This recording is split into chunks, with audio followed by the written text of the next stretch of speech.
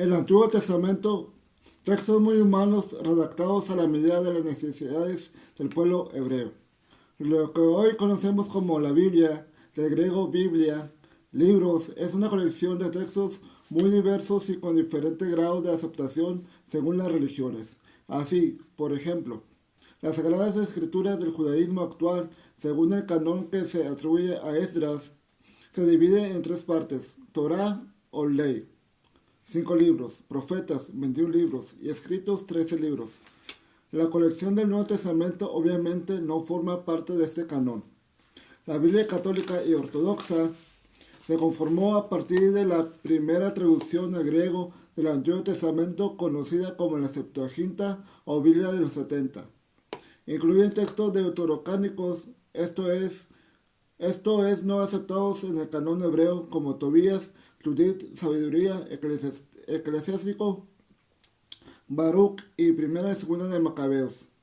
E incorpora muchos añadidos a los libros como Daniel, Esther y Jeremías. En total, la Biblia católica contiene 73 libros, 46 en el Antiguo Testamento y 27 en el Nuevo Testamento. La Reforma Protestante basó el Antiguo Testamento de su Biblia en los libros del canon hebreo, pero la controversia cristiana al respecto llegó hasta hoy.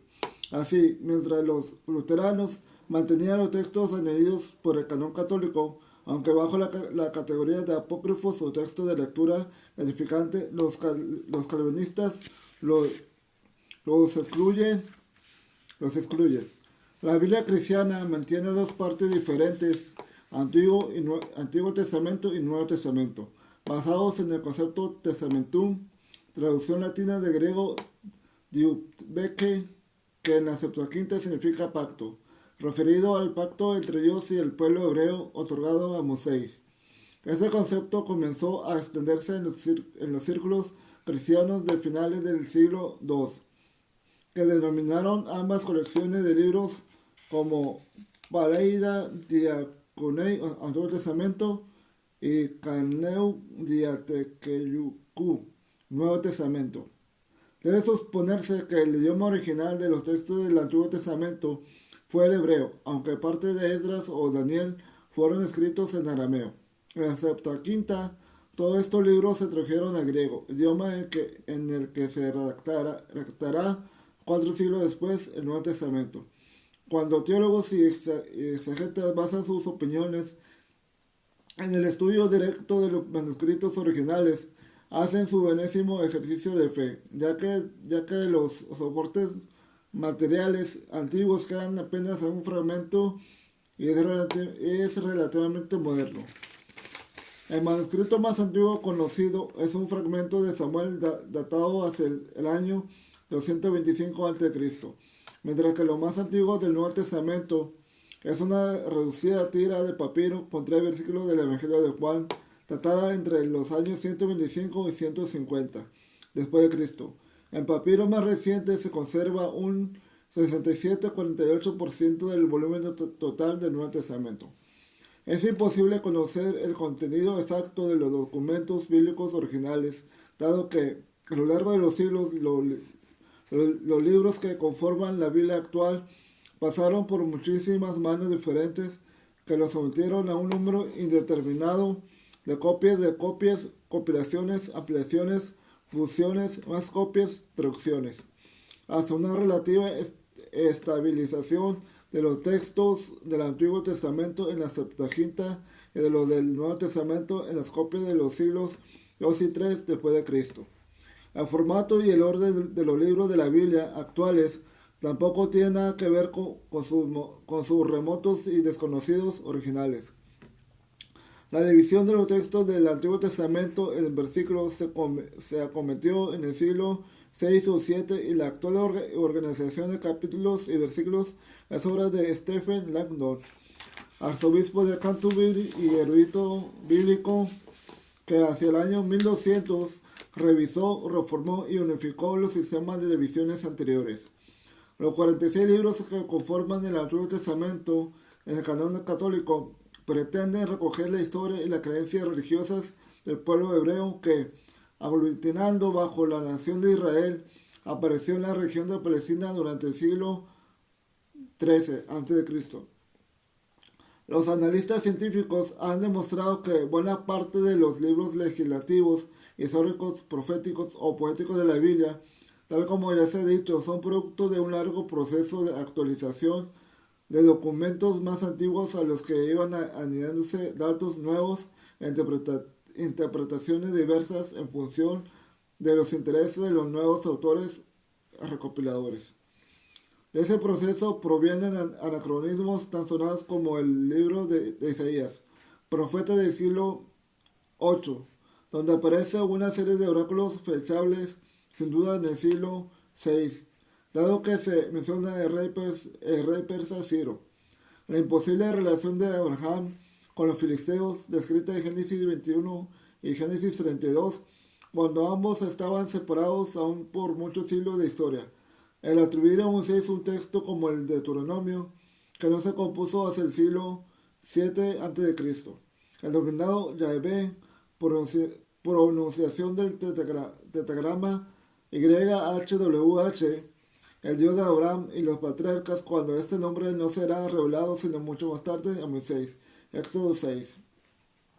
La Iglesia Católica, así como sus exegetas bíblicos, sostienen, sin embargo, que todos los textos incluidos en el canon de las Sagradas Escrituras han sido escritos bajo la inspiración del Espíritu Santo y son, por tanto, obra divina. Tienen a Dios por autor principal, aunque sea al mismo tiempo obra humana, cada uno del autor que inspirado los escribió.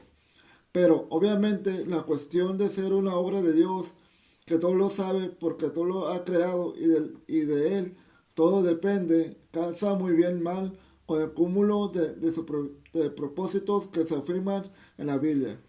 Basta recordar la descripción que Dios hace de su creación del mundo en el Génesis, para darse cuenta de que la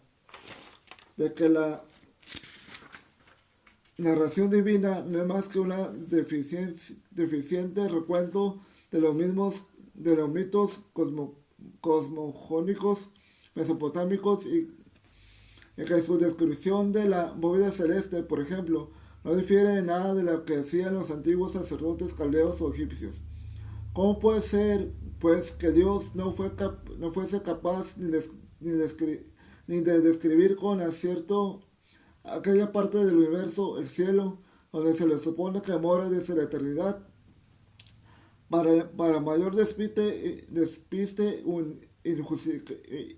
injustificable, la narración de la creación que aparece en Génesis 1 hasta Génesis 2 y 3 contabiliza la proeza en 7 días, pero el relato de forma inusitada se reinicia y se duplica a partir de Génesis 2 y Génesis 4.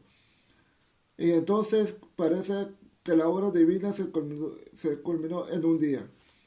El clero católico siempre nos ha contado que si Dios hubiese hablado de la realidad tal como era, la gente de entonces no le habría comprendido.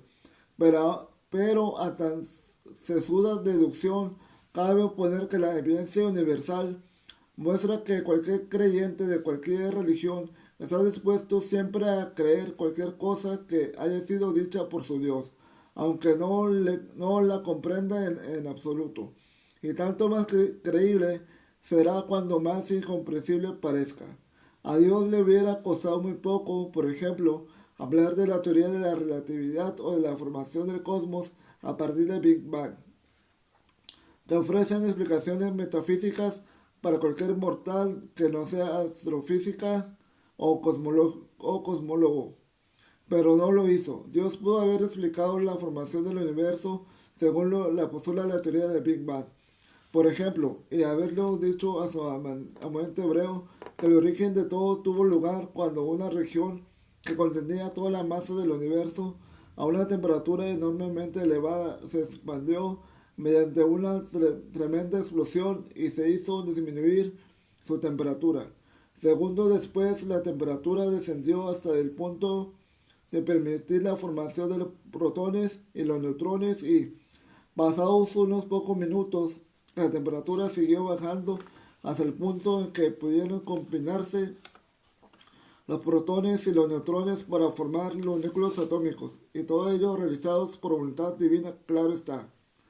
Nada más hermoso y quizás hasta cierto que comenzar desde el Génesis diciendo, al principio en un tiempo situado a 10 segundos del Big Bang, según la constante de Planck, creó Dios el cielo y la tierra, expandiendo una esfera de 10 menos 33 centímetros que guardaba en potencias todo el universo. ¿Es posible una formulación más mística que esta? Quienes creyeron y siguen creyendo aún a pies juntillas los relatos del Génesis, no hubiera dudado un segundo en aceptar y reverenciar una revelación tan estéticamente divina e incluso la hubiesen comprendido.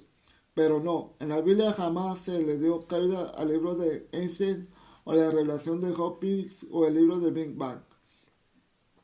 Dios, por poner un par de ejemplos más, tampoco estuvo demasiado acertado cuando adjudicó a Moisés la misma historia mítica que ya se había escrito cientos de años antes referida al gran gobernante sumerio Sargón de Akkad, que entre otras lindezas, nada más nacer fue depositado en una canasta de juncos y abandonado a su muerte en las aguas del río Éufrates, hasta que fue rescatado por un aguador que la adoptó y crió.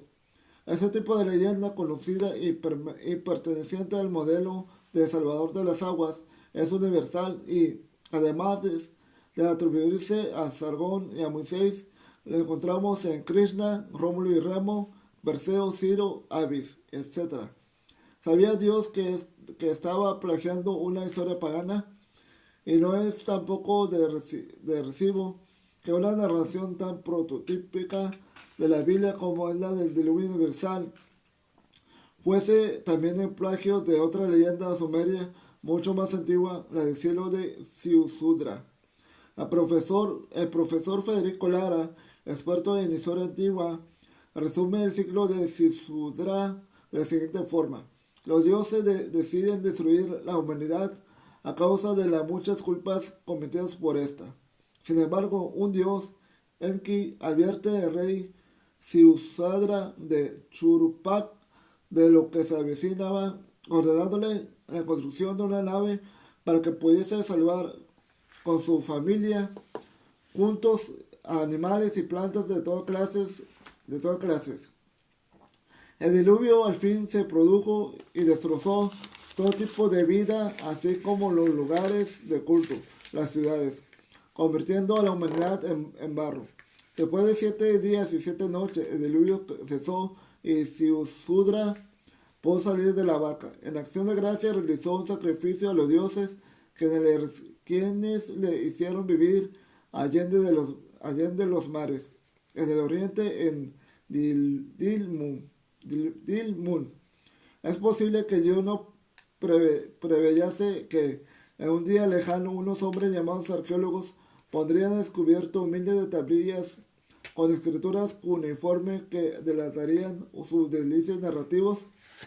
Nuestra civilización, que aunque rayana de la herejía, podría alargar con decenas de ejemplos similares a los recientes citados, que queda abortada de cuajo. Sin embargo, cuando leemos los argumentos dados al efecto por los científicos católicos, los libros sagrados hablan con frecuencia de las cosas creadas y en ella nos muestran la grandeza del poder, de la soberanía, de la providencia y de la gloria de Dios. Pero como la misión de los autores inspirados no era enseñar las ciencias humanas que se tratan de la íntima naturaleza de las cosas, de los fenómenos naturales, y acerca de ellas no recibían por lo general revelación alguna. Nos las describen o en un lenguaje metafórico o según el corrientemente usado en su época. El lenguaje vulgar describe las cosas tal cual las perciben los sentidos. Así también el escritor sagrado advierte Santo Tomás, expresa las apariencias sensibles o aquellos que Dios mismo, hablando a los hombres, expresa de humano modo, para acomodarse a la humana capacidad. Encíclica Providentissimus Deus. Dado que toda una encíclica papal de León XIII, fechada el 18 de noviembre de 1893, y dedicada a los estudiosos bíblicos, avala que Dios está por la labor de mantener in aeternum la ignorancia humana y que las